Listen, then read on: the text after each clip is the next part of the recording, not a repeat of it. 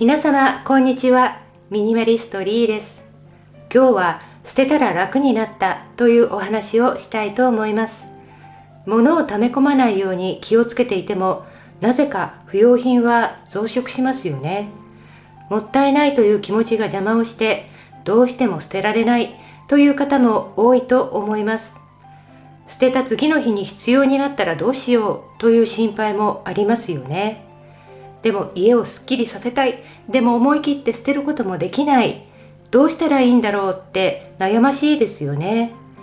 このチャンネルは物が多くて家が片付かなくて困っている方に向けたチャンネルです。物を上手に手放して家をすっきりさせるためのお話をいろいろしております。チャンネル登録していただいたりコメントをいただけたら嬉しいです。さて、今日はどうしても捨てられない人のために、捨てられないって悩んで物を溜め込んでいると良くないよ。捨てたらこんなに楽になった、いいことがあったよというお話をしたいと思います。よく捨てたらお金が貯まったとか、捨てたら臨時収入があったとかいう運気的な話もありますが、私はそれよりも不要なものを手放すことでもっと大事な部分でもっといいことが起こると思っています。不要なものを手放すと気持ちが軽くなって気分が明るくなって心がすっきりして心が穏やかになってイライラがなくなるという効果があります。これはもう絶対的に言えると思います。そして結果的にその効果として家族での喧嘩がなくなって時間の使い方が効率的になって余計なものを買わなくなって買い物に慎重になってお金の無駄遣いをしないようになって物を大事にするようになるという嬉しい効果があります。毎日がより楽に快適になっていくのを実感するんですね。そして不要なものを実際に手放してみると、なんでこれをずっと5章大事に持っていたんだろうって我ながら不思議に思います。捨てられない、手放せない、とりあえず家に置いておく、そんな選択をしてきた積み重ねのせいでいろんな場所を圧迫しているものたちってありますよね。でもそういったものたちが住空間を侵食していたり、物理的にも邪魔になっていたり、見るたびに気分が落ち込んだり、知らないうちにそんな荷物たちが心の重荷にもなっていたり、いいことありません。ごちゃごちゃの部屋で作業していると本当に集中できないし、物が訴えかけてきているような、そんなうるささを感じます。今たまたま客人が泊まりに来ていて、客人用の一室を開けるために一部屋の荷物を全部難度に移動して、ごちゃごちゃ感が半端ない難度で編集作業をしているんですが、視覚的にも気持ち的にもとっても疲れます。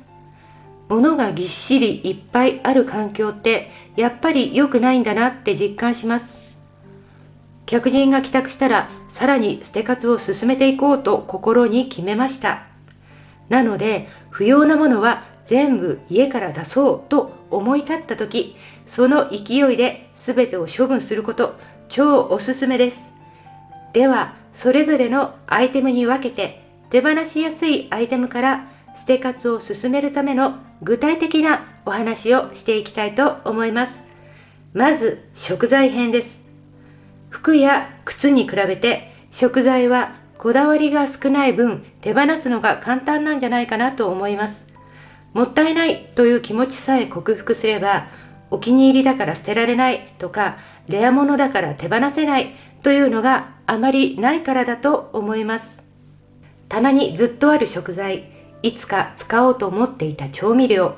いつか食べようと思って個別に分けてフリーザーに入れた食材、いつか食べようと思ってタッパーに入れて凍らせた残り物、いつかシェイクにしようと思って凍らせておいた余ったフルーツとか、我が家にもたくさんありました。常備していたというと聞こえはいいんですが、長期間食べていないものとか、あることさえ忘れているものもありました。残っているけど捨てるのはもったいない、申し訳ないっていう気持ちがあったからというのが理由です。でもフリーザーがパンパンになって目的のものを見つけにくくなってから使いにくくなっていました。でも実際に食べてみると、長期間フリーザーに入っていたものって独特の味がするんですよね。フリーザー味というか、美味しくないんです。まずいんです。毎日の食生活の中で凍った残り物を解凍して食べるということもあまりないし、あることさえ忘れていたり、そもそも正直あんまり美味しくなくて食べたくないから凍ったままフリーザーに入っているものもありました。もうこのままじゃフリーザーが使いにくいから捨てたいけど申し訳ない気がしてしまう。でももったいないからといってこのままあと1年入れておく？きっと食べないだろうし、電気代の方がもったいないと思って思い切って捨てました。全捨てです。フリーザーを一旦リセットするという感覚ですね。あとは興味本位で買ってしまったスパイスや調味料もありました。いきなり料理をやる気になって必要だと思って普段使わないようなものを買ってしまったんですが、思ったような味じゃなくて二度と使わなかったり、結局1回しか使わなくて賞味期限が切れてしまっているものが結構ありました。いつか今度こそそのうちにこの調味料を使うような料理をしようと思いつつ、なかなかその機会もなくて、使わない調味料やスパイスがずっと棚にあったんですね。あとちょっとしか使っていないのに使い切らないでずっとそこにあるものとか邪魔ですよね。賞味期限も切れていたりします。見るたびに使ってないなと思ってしまいます。こういったものも今までは見て見ぬふりをしていましたが捨てました。思い切って捨てると、なんで今までずっと取っておいたんだろうっていう気持ちになります。もっと早く捨てればよかったっていう感じですね。捨てたら心も気持ちもすっきりしました。残してしまったとか、いつまでも食べていないなという罪悪感とともに、不要な食材も一緒に捨てたという感じです。ぎっしりだった食材の棚にスペースができてすっきりします。置く場所がない、スペースがない、何かがいつもはみ出ている、床に出ているというのは精神衛生上本当に良くないと思います。毎日使うキッチンなので、ここをすっきりさせるというのは本当に大事だなと実感します。捨てながら今度新しい調味料やスパイスを買うときは、これを全部使い切る覚悟はあるのかぐらいの気持ちで買うようにしようと心に誓いました。次に調理器具編です。例えば我が家にはテフロンがダメになってこびりつくようになってから使っていなかったフライパンがいくつかありました。いつか使うかも、キャンプとか海とかに行くときに現地で料理するために持っていくかもと取っておいたんですが、でもキャンプなんて10年以上行っていないし、海に行ってもビーチでバーベキューとかはもはやしないし、普通にお店で外食をするっていう感じになっちゃいますね。使っていないフライパンや中華鍋が積んである一角を見るたびに、どうにかしなくちゃといつも気がかりだったんです。置き場所にも困っていて、右に置いたり左に置いたり上に上げたり下に下ろしてみたり、邪魔なのでいつも移動していました。フライパンの下に置いたものを取り出すためにはフライパンをどかさないといけないし、場所を取るし、形も立体的でしまいにくいんですよね。もうこれは捨てなくちゃと突如思ってさっと手放したら、キッチンもすっきりして気分も晴れやかになりました。邪魔になっているものがなくなるだけで精神的な効果ってすごいんだなって思いました。見るたびにイラッとしているのって本当に良くないと思います。使っていないものを手放せなくて困っている方は、心を穏やかに保つためにも捨てましょう。もったいなくないんです。自分の気持ちの安らぎの方が大事です。捨てなければよかったと後悔するのを心配しているというのもあると思いますが、必要ならまた買えばいいんです。次は服です。着なくなった服ってありますよね。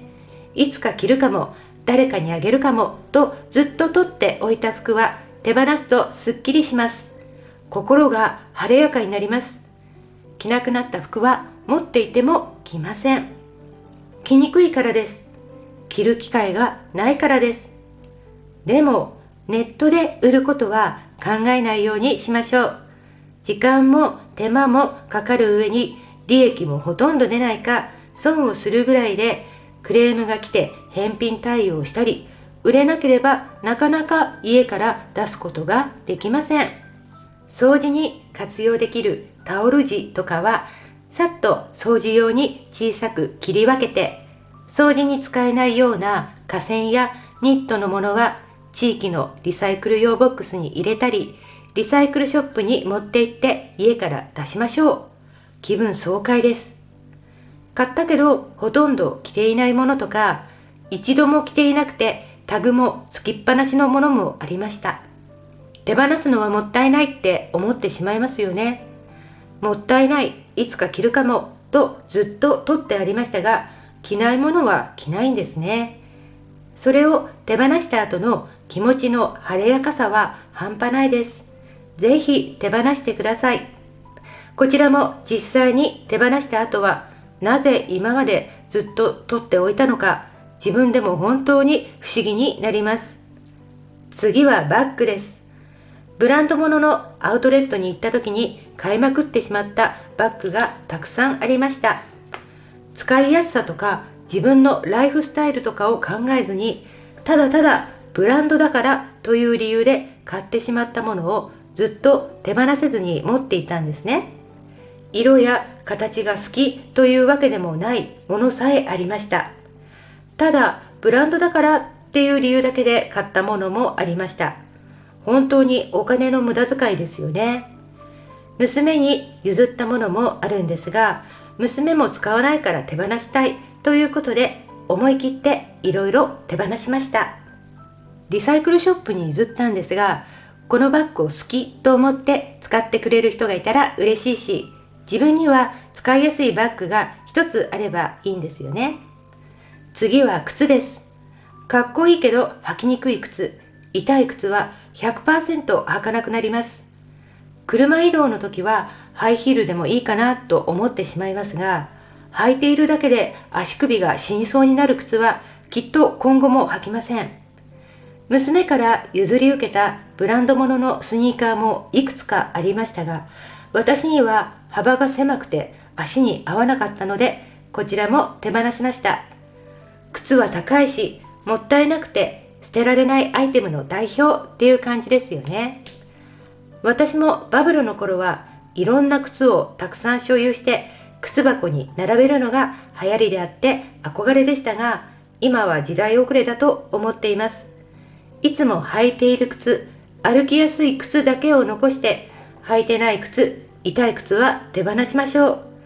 靴箱がすっきりすると本当に気分がいいです。次は紙類です。細かい紙類や書類系も悩ましいですよね。今まで取っておいたんだから、これからも持ち続けておきたいもの、捨てがたいものも結構あると思います。記念に、記録に、思い出にというのが主な目的になると思いますが、例えば学生の頃のノートや教科書、成績表、古い給与明細、賞状や表彰状、旅行や訪問先のパンフレットとか版権、こういったものは全捨てでいいと思います。どうしても思い出に残しておきたい場合は、写真を撮ってデータをクラウドに上げておきましょう。あとは捨てていいのかわからないものもあるかと思います。例えば年金や国民年金の未使用の納付書、大昔の証明書や通知書とか明らかに使わないだろうと思えるもの、こういったものは全捨てでいいと思います。必要な書類や証明書を捨ててしまうのが心配であれば、処分してもいいかを発行元や役所に問い合わせると安心です。あとは古い名刺ですね。自分の古い名刺は不要ですし、他の人からもらった名刺は今後も必要そうなら写真に撮ってデータで保存して、不要なものは全捨てです。不要な紙類を手放すとかなりすっきりするのでおすすめです。次に思い出のものです。思い出のものは手放すのが本当に難しいですよね。過去は過去と割り切ってしまえる人にとっては簡単ですが、昔の思い出を大切にしたいと思っている人にとっては手放すなんてできないと思います。例えば、子供が小さかった頃の服、子供が作った作品、趣味で自分が作った作品、古い手紙などがあると思います。こういったものを手放せなくて困っている場合は、写真を撮ってデータをクラウドにアップするの一択だと思います。確かにたまに現物を見て思い出に浸るというのもとても楽しいですが、とにかくこういったものは場所を取ります。場所が十分あるなら保管しておいてもいいと思いますが、収納場所がないと悩んでいるなら、自分の許容できる範囲で無理しないで少しずつ手放していくことをお勧めします。また、思い出の品としては、お土産、プレゼント、いただき物、これも捨てがたいものの代表のようなものですよね。でも趣味が合わなくて使っていない、サイズが合わなくて使っていないとか、しまい込んでいるものもあると思います。正直使っていないけど、せっかくいただいたのにプレゼントしてくれるときは自分のことを思ってくれてわざわざ買ってきてくれた、捨てるなんて申し訳ないと思ってしまいますよね。でもですね、その方から一旦受け取っていただいた時点で送り主のものではなくて私のものになっているんですね。いただいたことには深く感謝して、いただいた後には私の判断で不要なら手放すことが可能だと考えるようにしています。使っていなくて棚の奥で埃をかぶっているのなら、それは物がかわいそうです。外に出して飾ってあげるとか、毎日の生活で使ってあげる、そうやって初めて活用していることになると思います。使っていないならこういったものも手放していいと思います。アイテム別に生活の考え方を紹介してきましたが、こういったものがたまりにたまって生活を圧迫し始めていると感じた時に、もう何とかしたいって思うことってあるかと思います。実はそう思い立った時に一気に減らすのが一番効率的です。ですが、一気に手放すのが難しいのであれば、少しずつでも減らせばだんだん気持ちが軽くなります。物が多すぎるのは分かっているけど、どうしても何も手放せない。どう考えてもどれもこれも持っておきたい。でも物が多すぎるというジレンマに陥ってしまっている方、買い直せるものであれば思い切って深く考えずに一旦一気に手放してみるのも手です。今のご時世、手放しても本当に必要で買おうと思えばいつでも買うことができます。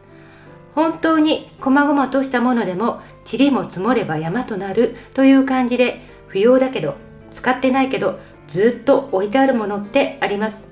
こういったものを捨てたり手放すだけで本当に気分が良くなります。イライラもなくなり、心穏やかになります。家の中に物が詰まっていると心が圧迫されて息苦しくなっているんだなと思います。さて、捨てたら楽になった、楽しんでいただけましたでしょうか。ぜひ参考にしていただければと思います。どうしてもこれが捨てられない、どうやったら捨てられるといった疑問やご意見がありましたら、ぜひ概要欄にコメントを書いて教えてくださいね。このチャンネルでは捨て活に関する動画をいろいろ発信しています。なかなか手放せない、捨て活が始められないという方は、ぜひこのチャンネルの他の動画も見てモチベーションをアップしてくださいね。最後までご視聴いただきどうもありがとうございました。